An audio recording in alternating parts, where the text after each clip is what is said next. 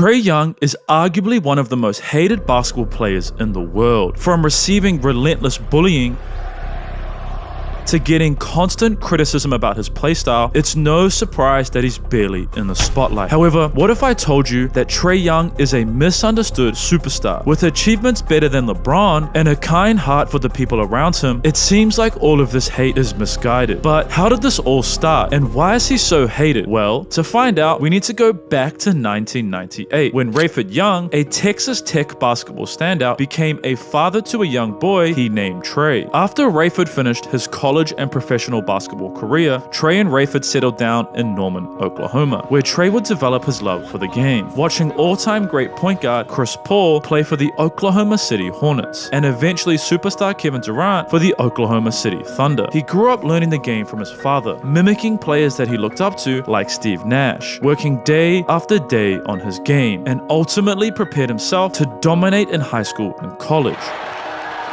Trae wanted to become one of the greatest point guards to ever play. However, the young prodigy was often overlooked due to his small body, standing at 5'11" during his high school years. So, Young developed a chip on his shoulder that helped him dominate his competition. You use that chip every day to get you going, every day to push you past this guy. I want to destroy this guy in front of me. You use that chip on your shoulder. And while you're climbing up, everybody love it. And this led to his hometown college, Oklahoma, where he was a ball boy in his younger days, offering him a scholarship in 2014, when Trae was only 15 years old. In fact, he was so good that Oklahoma head coach Lon Kruger said the following about watching Young before offering him a scholarship. Probably watched him for the first time in an organized setting as a ninth grader. Very skilled. Very talented. Could tell early on he's going to be a special player. But during the summer between his second and third year of high school, everything truly changed for Trae, as he had been performing at an incredibly high level and scouts were starting to take notice. He was invited to attend a Nike camp in the Bahamas to showcase his talent against some of the best players in his class, including current MVP candidate Jason Tatum and elite NBA guards Malik Monk and De'Aaron Fox, meaning the stage was set for Young to prove he was more than just an undersized guard. But this was not the case, as shortly after, Trae's NBA dreams were almost completely crushed. You see, Trae Young wasn't always the superstar point guard we know today, as during his early high school years, Trae was more of a shooting guard, scooting further and further back behind the three-point line as everyone around him grew taller. And this caused Trae to struggle at the Nike camp. I couldn't get past half court, and I remember just going and Fox was just sliding his feet. I couldn't get past half court, and Malik Monk was on my team. I remember Gary Payton, he was our coach, and I remember him just yelling, "Malik, come get the ball. Come get the ball." And so I just went and stood in the corner. And so that was like a big wake-up call. I'll be honest with the world. But this failure didn't stop Trae. No, it fueled him, as over the summer, he continued to work hard on his game, fixing his ball handling issues and becoming the true point guard we know today. He made a massive leap, averaging an insane 42 points per game in his final year of high school. And after representing the under-18 United States team, where Young and his team won gold, making it perfectly clear that Trae was ready to make the leap to college and prove to the world that he was more than just a scrawny point guard. But despite this leap, ESPN never ranked him as the #1 guard in his class, always saying that Trae was just too small and lacked the size and strength to finish around the basket. On top of that, they also noted that his fragile frame would never make an impact on the defensive side of the floor, making the chip on his shoulder even larger. And Trae was ready to make a huge decision. The talented point guard decided to commit to his hometown college, Oklahoma, and the work that he had put in was paying off. He started the season incredibly, with Trae beginning to receive comparisons to another undersized guard who could shoot from anywhere on the floor, who was also becoming a huge fan of Trae Young's game. He's unbelievable. Just the confidence that he plays with, and it seems like he's always composed and knows what he's trying to do every time he has a ball in his hands. And I know when you turn on the game, you watch him play, he's gonna do. You're just watching him, on the floor where he is at all times. And this comparison turned Trae into a fan favorite overnight, with founder of The Ringer, Bill Simmons, who was well known for hating college basketball, tuning into Oklahoma games because he loved Young's game so much, saying that Trae is the best freshman guard I have ever seen, and ultimately went on to rank him higher than Magic Johnson and Derrick rose. Everything seemed to go perfect for Trae. Oklahoma had a 12-win, 1-loss record, and Young was showcasing exactly why he deserved to be ranked as the #1 guard in his class. My dear friends, thank you for hiring me, Bob. Young. But this is where things started to take a dark turn. Because after a shocking loss to an unranked Kansas State team, Oklahoma's season was taking a nosedive, losing 13 games and only winning 6 in the second half of the season, with many previous Trae Young fans suddenly turning against him. However, Trae never looked to deflect the blame for his team's poor performance, always taking ownership for his own failures. I haven't been able to find a rhythm from anywhere on the court. Just gotta get better. Gotta improve, and I will. And despite Oklahoma's lackluster second half, Trae was the first ever player in NCAA history to lead the nation in scoring and assists, with Trae living up to the hype and pressure he put on himself. Me, I pray and I hope that I'm just looked at as one of the best PGs to ever play this game. But what came next would change Trae's career for the worst, as he entered his name into the 2018 draft. And this was met with many negative comments from NBA media, such as Max Kellerman saying, "And I would suggest staying in college and developing, because if you think it's tough to play in the backcourt in college, you know what it's going to be like in the NBA in a guard-driven league?" And others like Skip Bayless also stating that he will never be a dominant NBA player because he's just too little. However, in 2009, another tiny guard, fresh out of dominating college basketball, was also entering the draft, with many analysts and experts saying the same things. Yet, a certain assistant general manager, Travis Schlenk, saw something in this player that many didn't, and that player turned out to be 4-time NBA champion and 2-time MVP, Stephen Curry. Travis Schlenk, one of the many members of the Golden State Warriors management team who were responsible for building the Warriors franchise from nothing into a dynasty, had recently been promoted to the head general manager of the Atlanta Hawks, tasked with performing exactly what he had done for the Warriors for the Hawks. Atlanta, who were the 3rd worst team in the NBA during the 2017 and 2018 season, fittingly won the 3rd pick in the 2018 NBA draft lottery, a pick that they would use to draft an 18-year-old EuroLeague MVP, Luka Doncic. But what happened next would change both Luka and Trae's careers forever. The Dallas Mavericks held the 5th pick and decided to use it to draft Trae Young. Trae, who was born in Texas, was ecstatic to be playing for one of the 3 Texas-based teams, until it was announced shortly after that the Hawks had traded Luka Doncic to Dallas in exchange for Trae Young and a 1st-round pick in the next NBA draft. Travis Schlenk now had someone who was considered to be the next Steph Curry by many, as well as another 1st-round pick. And whilst at the time this trade seemed very fair and reasonable to everyone, it couldn't be any further from the truth, as what happened during the start of the 2018-2019 season would forever change Trae's career for the worst. A few months after the draft, Trae, alongside other young Hawks players and NBA prospects, entered the NBA Summer League, with many fans, coaches, and scouts excited to see how the young prospects would fare against NBA-level professional athletes. Their first Summer League game began like many expected, with Trae's first ever shot attempt against NBA level competition coming off a ball screen and shooting a pull-up 3, and many fans were excited to see Trae dominate the same way he had in college. But what happened next was shocking. He airballed. Okay, he probably had some nerves, and a few plays later, Trae had another chance to redeem himself, pulling from the logo off a handoff. Many Trae Young fans began turning against him. Bill Simmons, who just a few months ago ranked Trae Young higher than Magic Johnson, had this to say about Trae after his lackluster Summer League performance. Really has major bust potential, like really could be out of the league in 6 years. And Jay Williams shared, I don't know if I see him being that superstar level guard at that level, because you can push him around. And things seemingly didn't get any better for Trae. In the first half of his rookie season, Trae shot a terrible 35% from the field, averaged 4 turnovers a game, and struggled on the defensive side of the floor. His horrible start seemingly proved all of his doubters right. But what happened a few months before this is what doomed Trae forever, because Trae had gone from a player that everyone loved and wanted to see succeed to a player that everyone was hating, calling him a bust, hate and saying he would never become a superstar level player. But why? Well, it was all because of one single player, Luka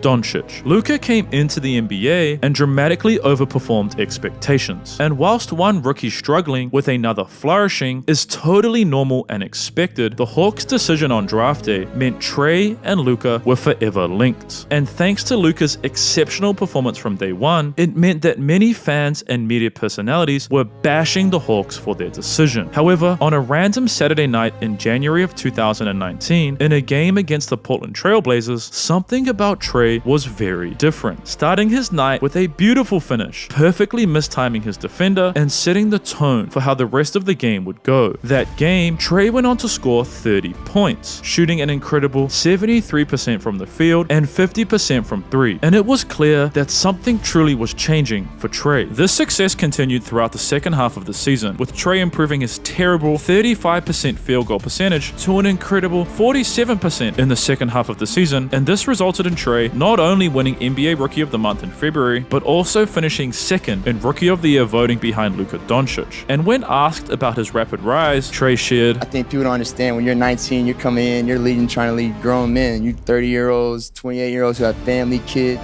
It's an adjustment period. So for me, like, I'm just thankful that I was able to learn through some struggles early on to be where I'm at now. And so it's supposed to only be better from here on out. Success never stopped for Trae, because thanks to his inspiring turnaround, he became a fan favorite. In just his second NBA season, he received an insane 2.8 million All-Star fan votes, which meant that he was named an All-Star starter. Trae was incredibly excited. It meant a lot to me. Just watching the game growing up as a kid, always dreaming about playing in the All-Star game, being considered as one of the best players in the league has always been a dream of mine, and for it to happen in my second year, it's just a blessing, and I realized that. Congratulations. Thank you. However, something truly shocking happened during that season. With the Summer Olympics coming up in 2020, Trae, who had previously represented the United States at the under-18 level, was excited for the opportunity to at least attend the training camp to better his craft, compete against, and learn from the best guards in the NBA. For me, even the young guys that get to go and just be around the Stephs and the Dames and just learn from those guys. Even if you don't make the roster, just going out there and competing and learning from those guys. But not only did Trae not make the 15-player roster for the Tokyo Olympics, he was shockingly excluded from the 44-player training camp roster as well. Whilst we may never know why, it is speculated Young's height and size was considered too small for the international game, and Trae's exclusion devastated him. Obviously, I was kind of hurt that I didn't make the 44 players, and felt like I deserved to be on that list. But yeah, like I said, I would be lying to you if I said I wasn't hurt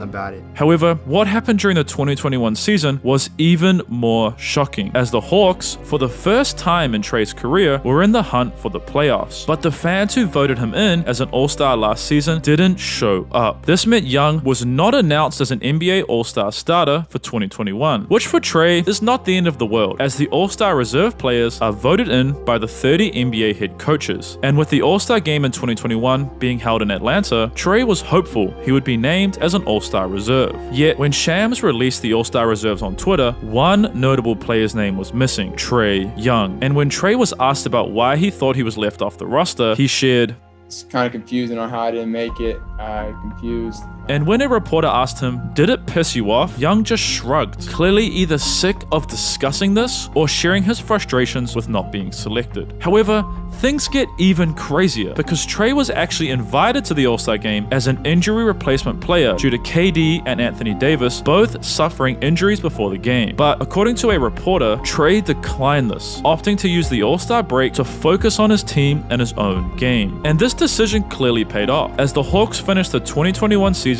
as the 5th seed and were matched up against the New York Knicks in Trae's first ever playoff series of his career. Young excitingly shared, It's just exciting to be in this position after going through a couple of years of rebuilding. And Trae was ready to prove to the world that he was more than an undersized, unathletic guard. And there is no better place to do this than the mecca of basketball, Madison Square Garden. The epic Game 1 battle between the Knicks and the Hawks culminated with 10 seconds remaining and the scores tied at 105. The Hawks had the ball and one final possession for Trae to earn his first ever playoff victory. Young had worked hard to earn this win throughout the game, scoring 30 points before this moment, in which Trae isolates against Knicks defensive specialist Frank Ntilikina, who Trae blows right by after multiple between the legs moves, and he attacks the rim hard, only to meet 6'10" Julius Randle, and then Trae effortlessly floats the ball over his outstretched arms.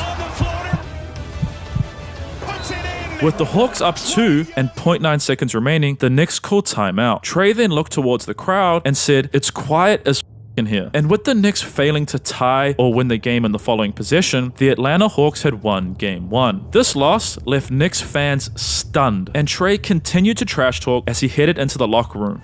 Got real quiet in there. It got real quiet in there. They're still yelling now, I don't care. Many people believe that Trae Young was the one who started the drama between him and Knicks fans. But Trae shared this in an interview with Draymond Green. If you were listening to the game in the 10 minutes left in the first quarter of Game 1, the whole arena was yelling, "Rebound offensively for the Knicks. Can they match up with F Trae Young? What do you want me to do? Like, I'm just hooping, I'm playing. I ain't said nothing to the crowd. I ain't say it's quiet as F in here. I ain't said none of that yet." Trae has consistently received hate throughout his career, beginning all the way in college, with Alabama poking fun at one of Trae's biggest fears, birds. Fans printed out and held up signs with what appeared to be a pigeon and made bird noises rather than booing or screaming when Trae was at the free throw line. Bill de Blasio, the mayor of New York during this playoff series, paused an important press conference to make this comment regarding Trae Young's play. "This is about basketball. I have an important official announcement message to Trae Young on behalf of the people of New York City and anyone who cares about actually playing basketball the right way. I want to quote Steve Nash, one of the great player, great coach. He says, quote unquote, 'That's not basketball.' Trae, play the game the right way. See if you can win. I think the Knicks are going to teach you a lesson." Now, what was de Blasio referring to when he mentioned Steve Nash, one of the greatest point guards of all time and the current Brooklyn Nets head coach? Well, a key issue many fans have with Trae is how he goes about playing basketball. And the possession de Blasio was talking about is this one, where Trae came off a pick and put his defender in jail, which is a normal, legal basketball play. But as soon as Trae felt his defender leaning into him, he jumped straight up, drawing the foul, which led Steve Nash to explode at the ref. And you can hear him screaming, "That's not basketball." Get into the penalty, and we're going to see it again. Trae's creative ability to bend the rules in a way that benefits him has caused many other players around the NBA to heavily dislike him, feeling that the way he plays is disrespectful to the game. This causes many fans to feel frustrated as well, watching Trae punish defenders in a way that feels unnatural, such as jumping back into his defender. And this fueled what many NBA fans believe to be the biggest problem with the NBA today, that players can't actually play physical defense anymore. But this comment sums it up perfectly. Trae is simply trying to win the game, and if the refs are allowing Trae to get away with this behavior, then of course he's going to continue doing it, because as Trae says, when it comes to basketball, like I'm just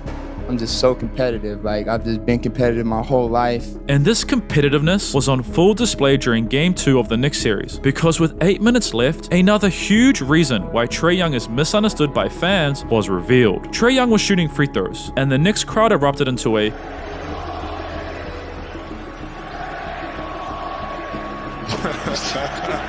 poking fun of the superstar's thinning hair. And this seems to be an issue that many fans have, with comments like, "Trae Young has the most punchable face in the NBA. I dislike him because of how he looks and carries himself." Or this comment saying, "My hatred for Trae Young is because he can't find a competent barber." Hey, yo, what the But as usual, Young remained focused on the task at hand, and the Hawks headed into Game 5 having won 3 games to the Knicks' single victory, meaning they were just a single win away from eliminating the Knicks and silencing their crazy fans. The Hawks held a solid lead all game long until Trae finally hit this dagger 3 and then bowed to the arena. This bow, coupled with completely crushing the Knicks and their fans' playoff hopes in spectacular fashion, Knicks fans took to the street and began chanting, Trae Young! Trae Young!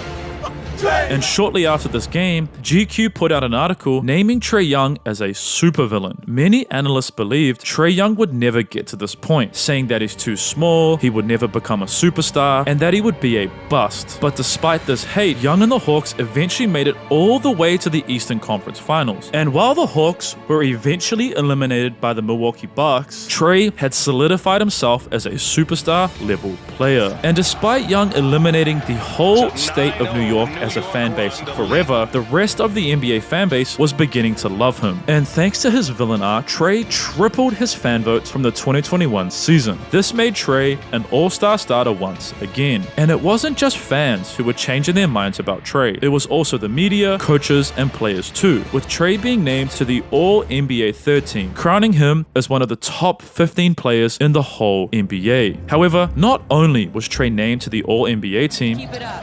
Oh, Trae, going to work.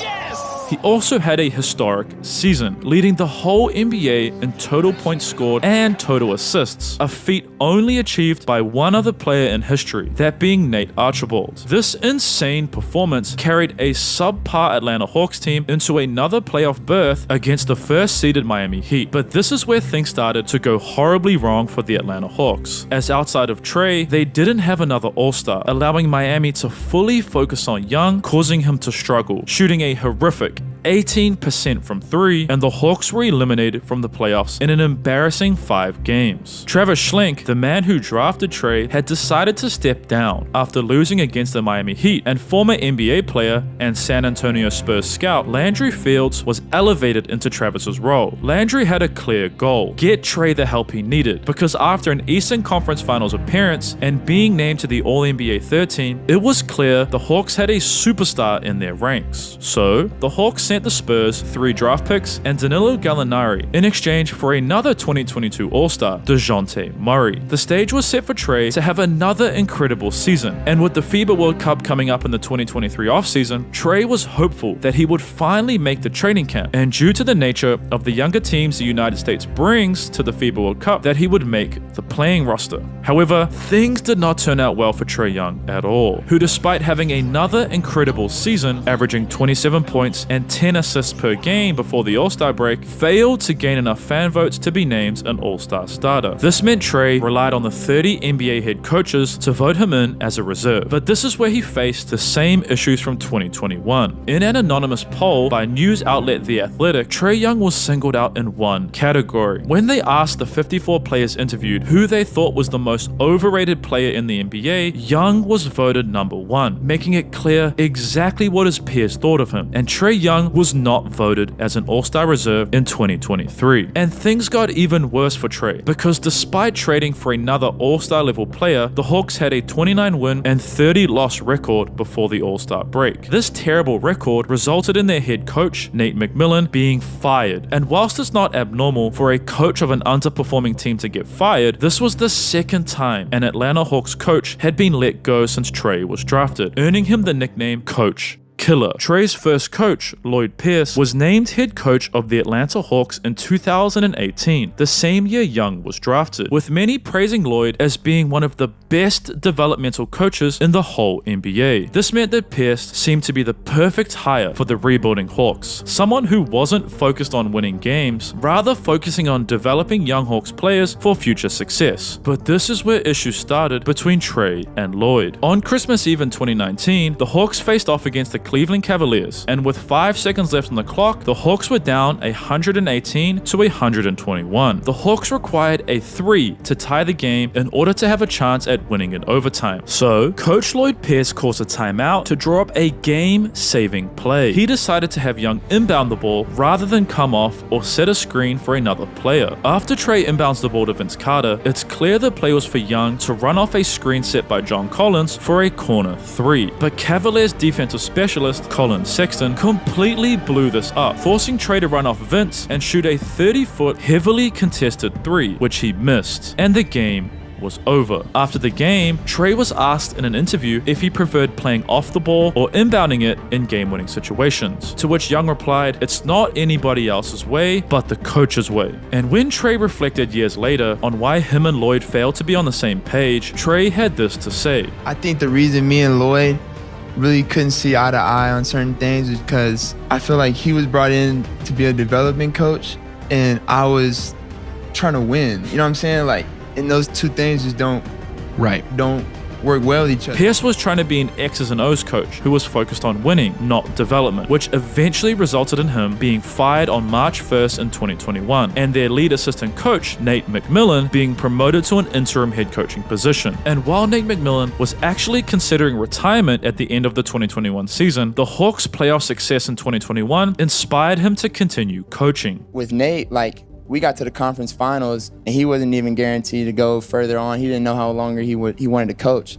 But we went to the Eastern Conference Finals and we were winning and it got him his juices flowing. He wanted to keep coaching and keep coaching us, and we were all excited in doing that, and we wanted to keep rolling with him. And after this season, Nate was signed to be the Atlanta Hawks head coach for the next 4 years. But things did not go as planned for Nate McMillan, because Nate is an old school type coach, having played 12 years in the NBA for the Seattle Supersonics. After retiring from playing in 1998, the year Trae was born, he started his coaching career working for the Supersonics as an assistant coach, before eventually being promoted to head coach in 2000. Nate has been around the NBA for a long time. And whilst this veteran win-now focus is exactly what the Hawks needed in 2021, it's ultimately what caused his relationship with Trae to suffer. Because to begin December in 2022, Trae was suffering with a shoulder injury. And when Nate asked Trae if he planned on attending shoot-around before their matchup against the Denver Nuggets, Trae let McMillan know that he was going to miss shoot-around to focus on rehabbing his shoulder. Trae was doing this so he could be available to help the Hawks win that night. But Nate did not like this response at all, informing Trae that he would start off the bench because he missed shoot-around, and if he didn't want to start off the bench, to not show up at all. This ultimatum upset Trae, so he made the decision then and there to rest that night against the Nuggets, in protest of McMillan's authoritarian coaching style. This difference in mentality between the young superstar and Nate, as well as the Hawks' subpar record in 2023, despite new general manager Landry Fields getting Atlanta a second All-Star level player, resulted in Nate McMillan being fired. This decision by the Hawks management team caused fans and media to call Trae a coach killer. But they say you're a coach killer, which I don't quite understand. We not rolling with that. That's ridiculous. But it's clear all Trae cares about is winning, and the Atlanta Hawks organization agrees. And just like the last time Trae was snubbed from the All-Star game and the Hawks head coach was fired, Atlanta made the playoffs and was set to face the Boston Celtics in the first round. Trae Young had multiple epic playoff performances, but none more than Game 5, with Boston up 3-1 and the Hawks being down a single point with 7 seconds remaining. Atlanta needed some Trae Young magic to keep their championship hopes alive. With 4 seconds left, Trae pulled up from the Celtics logo. Let's it go! Draining a 3 over Jaylen Brown to put the Hawks up 2, resulting in Atlanta winning Game 5 and forcing a Game 6 at home. The Hawks, who came into the 2023 season as an afterthought, a play-in team at best, had been carried by their young superstar to another playoff berth. And whilst they would lose Game 6, at this stage in Trae's career, year 5, he proved that he's not a bust and is a genuine superstar level player, capable of carrying his team, and with the right pieces could very well be a championship winning level point guard. And with the FIBA World Cup fast approaching, Young was hopeful that he would be named to the training camp squad to compete for a spot on the 15-man international roster. And Trae had a secret advantage. You see, most star players don't actually want to represent the United States at international events. But when asked about if he wanted to represent the US, Trae shared, I definitely want to. It's up to them if they want me to. I mean, I would love to play with guys and show off my passing even more and not have to go out and score a lot and just be there if they need me to. So obviously I'd love to play, but I respect the OGs and understand you gotta take your turn, but I believe I should be on there. But this is where the Trae Young disrespect gets mind-blowing, with him being left off the training camp squad for the FIBA World Cup without a real reason. This left Trae feeling confused and upset. He wanted so badly to represent his country and compete for a gold medal, just like he did in 2018, with NBA veteran and elite podcast host Gilbert Arenas summing the situation up perfectly. Because it's embarrassing sometimes where like you have star players who's really stars that do want to participate, and you just automatically just say, yeah, he's not going to fit our style. you know if he's gonna fit the style or not, you didn't get a man a chance. Or you don't even give a, like there's a reason there's a tryout. Invite us all and let us show you that we can adapt. Don't judge me how I'm playing on my team. Right, my team, this is how I'm playing.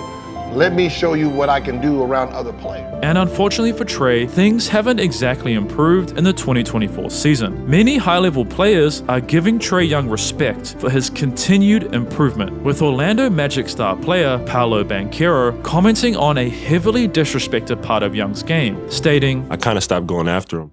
But what did Banchero mean by this? You see, it's very common for NBA offenses to game plan around attacking smaller players. Steph Curry faces the same problem in the playoffs. Teams will try to hunt him on offense, forcing Golden State to use strategies such as Steph performing a show to avoid having to guard superstar players like LeBron and KD. Because of Trae's size, he has also faced the same issue, with Bleacher Report posting an article naming Young as the worst defender in the NBA, and it was clear the Orlando Magic were trying to hunt Trae. However, Young was holding his own, showing a huge improvement on the defensive side of the floor, with Banchero commenting, like you said with his shows, like it was kind of getting me stuck in the mud, and then I'm just right back to where I was. And he was doing a great job of being there and then getting back. But despite this, he still doesn't get the recognition he deserves. Trae, just like in 2021 and 2023, was disrespected by the 30 NBA head coaches who chose not to vote him in as an All-Star reserve in the 2024 All-Star game. This caused a huge outrage, with many NBA players, including LeBron, taking to Twitter to share their frustrations with Trae being snubbed for the third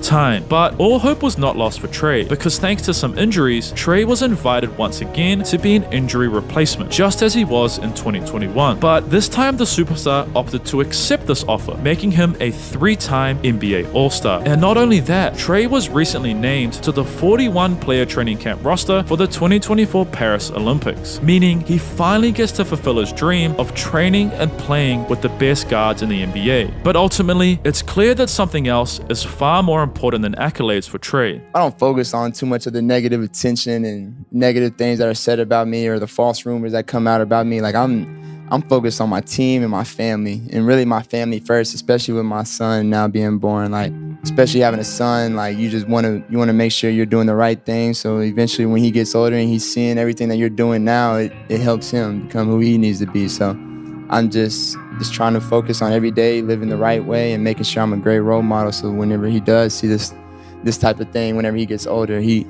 knows that I was doing the right things and that he can follow it. His family also opened the Young Family Athletic Center in Trae's hometown of Norman, Oklahoma, aimed at young, inspiring athletes in the Norman and wider Oklahoma area to hone their skills, just like Trae did many years ago. And it's incredible how the media paints a picture of Trae being this villain, someone who gets his coaches fired and will never become a superstar, when in reality, Young has defied all odds, going from an undersized shooting guard who got exposed in the Bahamas to being a superstar all-NBA level point guard, even though he may be misunderstood by many just for the way he looks. But despite all this, Trae rises above, focusing on what really matters in his life and continuing to get better and better with every season. More Out of Bounds documentaries are on the way, so make sure you subscribe.